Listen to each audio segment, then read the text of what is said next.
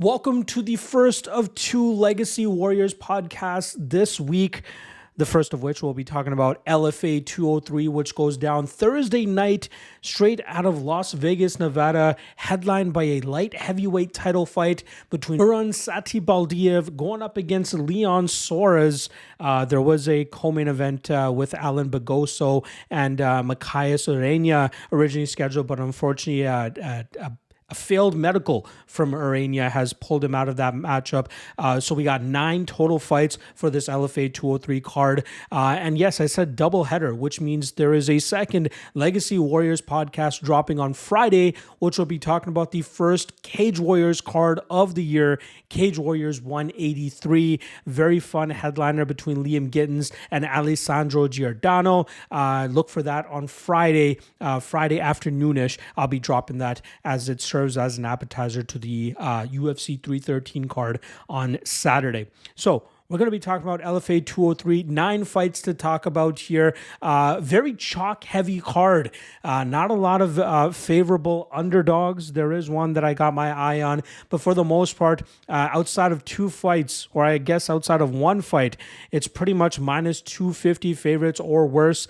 We got a handful of minus 900 favorites as well. So some parlay worthy spots here, but you still got to be very careful in the spots that you're trusting. So hopefully I can help you guys out with that. Love doing this Legacy Warriors podcast, especially for these LFA cards. So without further ado, let's get right into this bad boy. First fight up, we got Cameron Sandoval coming in at minus 1200, going up against Victor Santos, who comes in at minus 750. Now Sandoval trains out of Syndicate MMA, makes his LFA debut with a clean 3-0 record, and comes from a Muay Thai background. Although all 3 of his pro wins have come by submission, it seems that his striking flows into his grappling, which opens up those finishes for him. So great work for him in terms of mixing those martial arts. He seems like he has a decent amount of potential, and I love how he puts his combinations together. He goes up against Victor Santos, who also comes from a Muay Thai background and has put together a 4-3 record over his 7 professional fights. He did come up short against an LFA veteran for a different promotion back in November. Seems like he has some average grappling skills. It seems like he usually crumbles under guys that provide actual pressure to him. He's scrappy, he's game in some spots, but technically speaking, I think that Sandoval is the superior fighter here. Minus 1200, unbettable, absolutely unbettable. I wouldn't be mad at anybody looking to take a little bit of a shot on Santos at plus 750 odds, considering I think his strength of schedule is a little bit stronger than Sandoval's, and maybe his Muay Thai is up to snuff with what Sandoval is going to be bringing to the table here. But I am going to go Sandoval as my prediction to win this matchup, but I got to pass at that minus 1200 line. Now, very underrated fight here that I think I'm very excited about. I think it's top 5 of this entire weekend in terms of what I'm excited for. Very high level prospects, guys that should have a ton of hype on them that probably already do, especially one side, and Ezra Elliott, who comes in at minus 800. He goes up against Jose Vasquez, who comes in at plus 550. Now, Ezra Elliott is a pupil of Sean O'Malley and Tim Welch, and you often see those guys in his corner when he's competing. I believe he is a BJJ brown belt, if I'm not mistaken. He is a guy, he was a purple belt as of 2022. If he's not a brown belt by now, I'd be surprised, considering that's what he looks to implement in every single one of his matchups. He's long, he's lanky, he looks to get to the back of his opponents ASAP, looks for sneaky trips and throws to try to, create those scrambles where he can get those dominant positions. And then from there, he eventually strangles his opponents. He was 4-0 as an amateur, now 3-0 as a pro, with all but one of those 7 wins coming by first round submission. He doesn't take too long to get the positions that he needs, and once he does, he's able to strangle his opponents. But he's going up against a very crafty and very difficult Jose Vasquez, who trains out of Rufisport, trains alongside Christian Rodriguez, and I think he has some of that Christian Rodriguez dog in him. He has very good defensive grappling. He's found himself in some precarious positions where he showcased some solid discipline and technique to work out of those positions and then eventually get back to his own offense. He's very good in in the striking realm, throws nasty combinations, has a good scrambling game if he needs it. And I really expected this fight to be closer on the odds, but I think the hype on Elliott has driven him up to minus 800. Sure, he could win this fight with that grappling, but I think this is going to be the toughest opponent he has faced to date. I think we'll see Vasquez do a decent enough job in terms of stopping those grappling offenses from the Elliott side. And then in the striking realm, there are still big question marks about what Elliott brings to the table. I think Vasquez is the superior striker, and if he can continue to fend off the submissions and grappling that's coming his way from Elliott, he makes this a very scrappy fight that Elliott may not be prepared for. I'm going to go with Vasquez to pull off the big upset here. I don't want to dismiss Elliott's chances at all. The kid's good. There's a reason a lot of people have bet him up to minus 800, but I think they're overlooking the skills that Vasquez brings to the table as well. So I got to go Vasquez here, and I think he pulls off the upset. Next up, Apuni Pagaoa coming in at minus 340, going up against Jose Sandoval, who comes in at plus 265. Now, starting off on the Pagaoa side, he's been able to successfully bounce back from a December 2023 loss and was able to finish his last opponent in the first round. That fight took place back in September, and he was able to stop the takedowns and unorthodox nature of his opponent and eventually work him on the feet and eventually find that knockout victory. Pagaoa is 5-2 as a pro now, and his two losses have come to some decent regional competition. He's gone from just head hunting to being a little bit more methodical with his striking, looking to pick opponents apart and then utilize that power afterwards to try to put them away. His defensive grappling has significantly improved as well, which further helps him keep fights in the striking realm where he often has an advantage over his opponents. He goes up against a very game and scrappy Jose Sandoval, who has competed for many different promotions and even took it to one of Montreal's hottest prospects, Tommy Morrison, where he was able to hurt him early in that first round, but Morrison was able to pull away in the second and third rounds by grinding him out. Sandoval is very aggressive with his BJJ approach, often looking to get opponents into scrambles and looking to dominate them on the ground.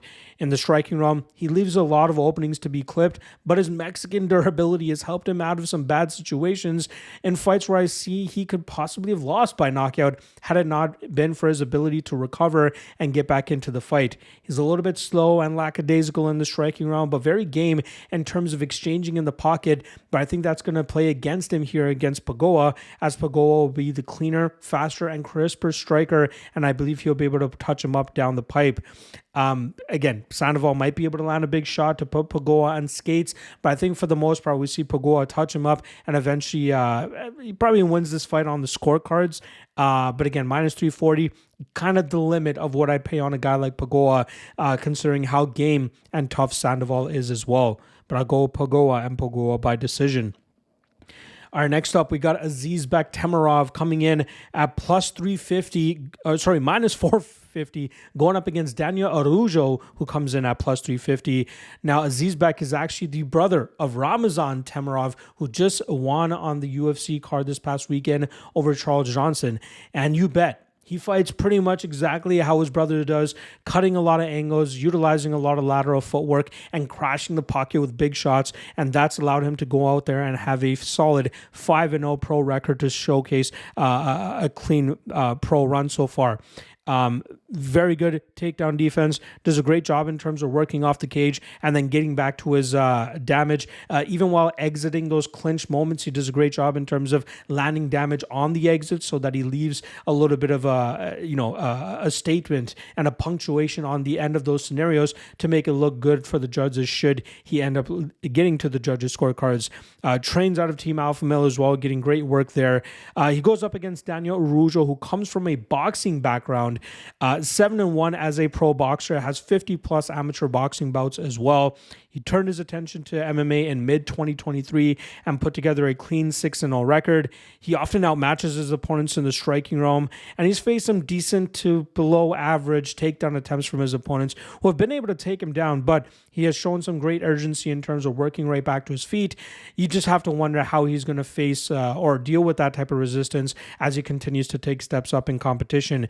He has clean hands, clean combinations, but I believe the athleticism and power advantage of Temirov, not to mention the speed advantage of Temirov, will allow him to land bigger and more impactful shots on Araujo that could potentially lead to a knockout victory for the Uzbeki fighter here. So I'm going to go Temirov and Temirov by knockout. Next up, Sharaf Davlatmurodov coming in at minus 600, going up against Christian Frohlich, who comes in at plus 425. Now, Davlatmurodov actually fought for Bellator and then recently just fought for ACA, coming up short against Anatoly Tokov in a their first fight for Bellator was very close, and then Tokov made it look a little bit easier in the second fight. But again, Davlatmurodov, as you would expect, likes to utilize a grapple-heavy approach, has a good enough cardio game, and his striking is, more than average as well. He's going up against a BJJ black belt here who seems to prefer the Muay Thai realm for most of his offense. He's a hard-nosed striker that likes to push forward and command the cage, throws decent combinations as well. But this will only be his third fight since 2020, showcasing that he's not all that active as of late. His last fight was a win in February of 2023 where he busted open his opponent's nose and nearly TKO'd him at the end of the first round, but his opponent did not answer the bell going into the second, hence why he was able to pick up the win there. Frohlich is a training partner of Bruno Ferreira, who also fights this weekend at UFC 313, and I'm sure he's hoping that he can peak at the same time as his UFC counterpart. I believe Davlatmurodov will do a good enough job in terms of shutting down the game of Frohlich, from his own power striking approach to taking this fight into the clinch realm and eventually dragging it to the ground, where I think he has good enough submission defense to really thwart the game of Frohlich here and still grind it out and win it on the scorecards. Frohlich might have some striking success, but I think Davlatmurodov has good enough durability and a good enough overall game to shut that down and grind him out. Next up, Josh Hokit coming in at minus 1,200, going up against Ezekiel Latu, who comes in at plus 750. Now, Hokit, clean 3-0 record, but continues to showcase solid improvements after coming from a wrestling and athletic collegiate background. This guy, obviously wants to get opponents to the ground, but has shown great basics with his striking and really stuck to it when his wrestling doesn't work out, which eventually will work out later on for him. We saw him go deep into the third round against an opponent and eventually get them to the ground, strictly working behind a jab and a straight down the pipe, but it's his athleticism, speed, and stinging power that allows him to be so effective. But once he's able to establish that top position, he does a great job in terms of getting to that dominant spot and eventually finding a finish or grinding opponents out. He trains out of Jackson Wink, which is not the super gym that it used to be. But for a fighter this early in his career and as talented and has as much potential as Hokit does, I think this is a great training camp for him to continue to excel and improve at his game. Latu is a guy that comes in with 8 pro fights, going 5-3, and showcasing the mediocre, default, stereotypical heavyweight striking style that you would assume a slugger that wants to go out there, walk his opponents down, and try to knock them out. But then it seems like his cardio really starts to fall off after the 5th and 6th minute, and that's where opponents are able to pull away and eventually finish him. Hasn't fought the hardest of competition, but his experience will obviously be very valuable. Unfortunately for him, I think he's going to struggle to deal with the wrestling of Hokit, and I think Hokit's durability, his striking improvements, his fight IQ will allow him to stay away from the dangers that Latu presents, and that will eventually allow Hokit to get this fight to the ground and pummel Latu from that top position, and I think he finishes this fight under 1.5 rounds. But again, minus 1,200, just as I said with Cameron Sandoval earlier on in this podcast, is unbettable. All right, next up, Beatrice Mesquita coming in at minus 900, going up against Hope Chase, who comes in at plus 600. Now, Mesquita is probably one of the most, if not the most, decorated and credentialed BJJ black belt who has ever taken part in MMA from the female side of things, and she turned her attention back in June to mixed martial arts and has put together a solid 3-0 run. This will be her 4th fight in 9 months, showcasing that it's very important for her to make it to the UFC because she'll be turning 34 in April, and the UFC doesn't often allow fighters that old to get to the UFC unless there's a short notice opportunity. Mesquita has teamed up with American Top Team to try to round out her game well enough so that she can be prepared when she fights higher levels of competition. But don't get it twisted. She wants to get fights to the ground, and whether that comes from the clinch or jumping on opponents' backs and finding trips and throws to get opponents to the ground, once she gets them there, it's not often that they're able to work back to their feet without forcing to be tapped out. Her striking still has some work to do, as you would expect, but I think she's too far into her combat sports career to round out her striking game well enough to be competitive against, the top 10 or top 5 in the UFC's division. She's strong, she's physical, and that should get her these wins on the regional scene. The question becomes whether UFC will actually want her on the roster considering her age.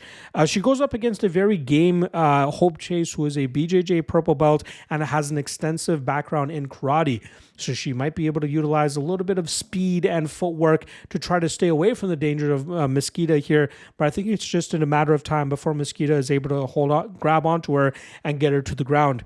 We've seen some good submission defense from Chase in the past, but I don't think she's been strangled by somebody that has the type of grip and choke and strangulation skills that Mesquita does.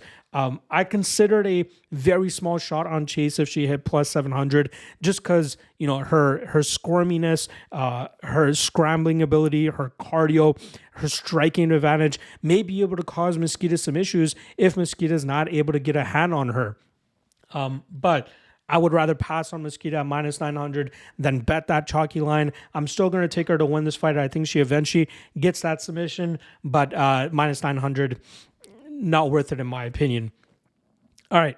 Co-main event here where we have Koren coming in at minus 165, going up against Chase Whitmer, who comes in at plus 135. Now, Koren has an undefeated 6-0 record, a very fun prospect that not a lot of people are talking about, but he does a great job in terms of utilizing high pressure, high output, and often breaks his opponents down and gets them into the grappling room and eventually finds that finish. He's very good in terms of advancing to more dominant positions, threatening with submissions or landing elbows from more dominant positions, and he has great cardio and an unwillingness to settle for bad positions, which often allows him to pull off reversals and scrambles to get back to more dominant positions or get back to the feet and start pushing the pace once again. He trains out of Syndicate, obviously mixing it up with the likes of Merab Dvalishvili and even Patchy Mix at times. He's a very solid prospect that people might finally get on their radar if he's able to pull off a dominant victory here. He goes up against Chase Whitmer, who often showcases solid pressure by throwing big power and big shots, but unfortunately we've been unable to obtain any of his recent fights with the LFA, so it's hard to see where his flaws may be or where he might be improving and could eventually find some success as he continues to take steps up. His lone defeat was him getting out wrestled by a superior wrestler. He managed to get out of some bad spots, but the issue was that he allowed too much minutes to be eaten off the clock while defending those spots that he ended up losing the fight on the scorecards. His 2 LFA wins have been against decent opposition, but I still have some big question marks about his game. But I am sold on Koren. Seeing somebody with his level of cardio, his level of just savageness, just continuously working for dominant positions, working out of bad spots if he finds them there, and finishing ability.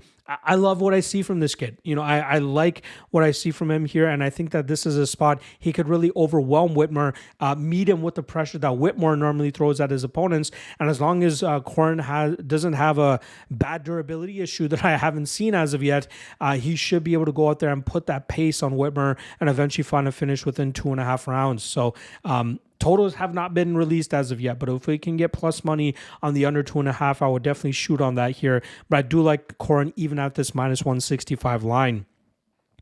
All right, that brings us to the light heavyweight title main event where we got Satybaldiev looking to defend his title, coming in at minus 950, going up against Brazilian newcomer Leon Soares, who comes in at plus 650. Now, last time around for Satybaldiev, he was actually supposed to fight for the Contender Series, but unfortunately an injury forced him out of that matchup, and now he's forced to go back to the developmental league to try to earn his place either in the Contender Series or to get signed on short notice to the UFC. UFC. Last time he defeated a very tough Bruno Assis in a very back and forth battle where we saw Satybaldiev do a great job in terms of controlling the pace on the feet, utilizing his power striking approach to keep Assis on his back foot. But then Assis was able to implement some judo throws to put Satybaldiev on his back, and it didn't seem like Satybaldiev had many answers off of his back, allowing Assis to really control that for the most of that fight. Luckily, Satybaldiev had a little bit more in his tank down the stretch, and he was able to muster up a finish late in that fourth round. But his cardio and just overall effort just seemed a little bit questionable.